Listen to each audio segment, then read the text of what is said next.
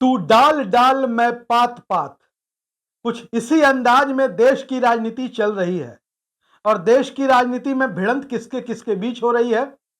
तो गठबंधन के तौर पर भारतीय जनता पार्टी का एनडीए गठबंधन और विपक्ष के तौर पर कांग्रेस के नेतृत्व वाला इंडिया गठबंधन। लड़ाई पार्टियों के तौर पर किसके किसके बीच है? राष्ट्रीय पार्टियां, भारतीय जनता पार्टी जो सत्ता में है और कांग्रेस जो देश की सबसे बड़ी और मुखर विपक्षी पार्टी है। नेताओं में किसके किसके बीच टक्कर है? तो उधर से प्रधानमंत्री नरेंद्र मोदी है, तो इधर से कांग्रेस पार्टी के पूर्व अध्यक्ष राहुल गांधी है। अब राहुल गांधी और नरेंद्र मोदी के बीच राजनीति का जो खेल चल रहा है वो बड़ा दिलचस्प है, बड़ा मनोरंजक है। कैसे है आपको बताते हैं। दरअसल देश की सरकार ने, केंद्र की सरकार ने रक्षाबंधन के मौके पर देश की गृहिणियों को बड़ी राहत देते हुए, देश की महिलाओं को बड़ी राहत देते हुए एलपीजी सिलेंडर की कीमतों में एक मुश्त 200 रुपए की कटौती कर दी। राजनीति अपनी जगह है, राजनीति में मतभेद अपनी जगह है, विरोध अपनी जगह है, लेकिन जो ये 200 रुपए की राहत दी गई है, 200 रुपए की कटौती केंद्र सरकार ने की है, ये लोगों को राहत देने वाला है। ये आम लोगों के जो जख्मों पर, जो महंगाई वाला जख्म है, उस पर मरहम छिड़कने जैसा है। कहा जा रहा है कि नरेंद्र मोदी ने 200 रुपए का उपहार दे दिया, लेकिन राहुल गांधी कहां चुप रहने वाले थे? राहुल गांधी कहां बैठने वाले थे? नरेंद्र मोदी के 200 के जवाब में राहुल गांधी के 2000 का पिटारा खुल गया। जी हां, 2000 का पिटारा। नरेंद्र मोदी ने यह सोचा भी नहीं होगा, या भारतीय जनता पार्टी के जो रणनीतिकार है, भारतीय जनता पार्टी की जो टॉप लीडरशिप है, शीर्ष नेतृत्व, उन्होंने सोचा भी नहीं होगा कि राहुल गांधी या कांग्रेस पार्टी हमारे 200 रुपए का जवाब 2000 रुपए से देगी।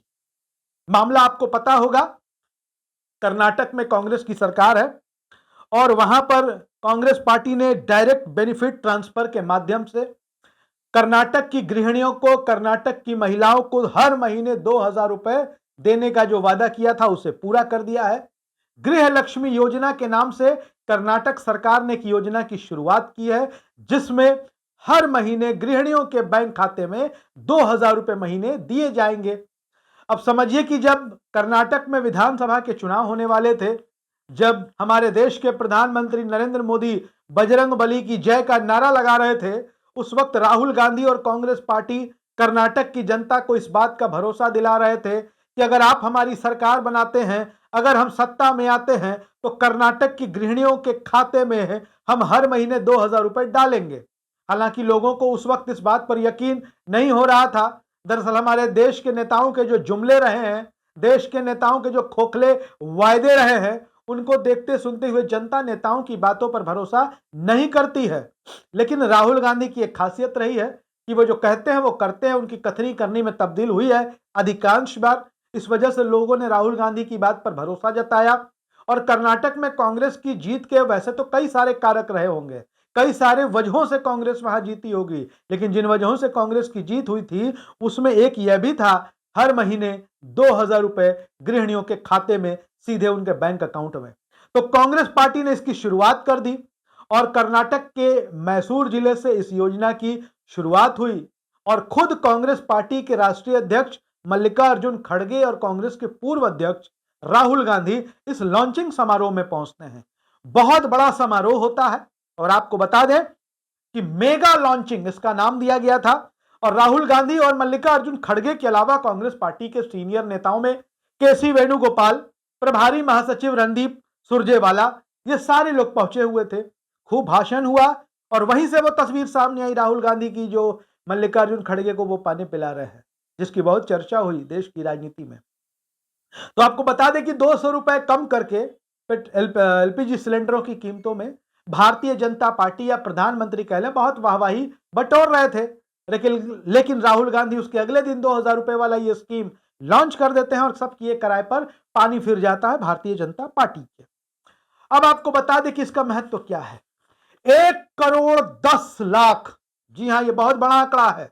1 करोड़ 10 लाख महिलाओं ने कांग्रेस की कर्नाटक की सरकार की गृह लक्ष्मी योजना के लिए अपना रजिस्ट्रेशन कराया है। और इन 1 करोड़ 10 लाख महिलाओं के खाते में 2-2 हजार रुपए हर महीने जाएंगे। अब इसके राजनीतिक निहितार्थ को समझिए कि अगर एक बार कर्नाटक से यह शुरू होता है तो पूरे दक्षिण भारत में इसकी हवा बहेगी।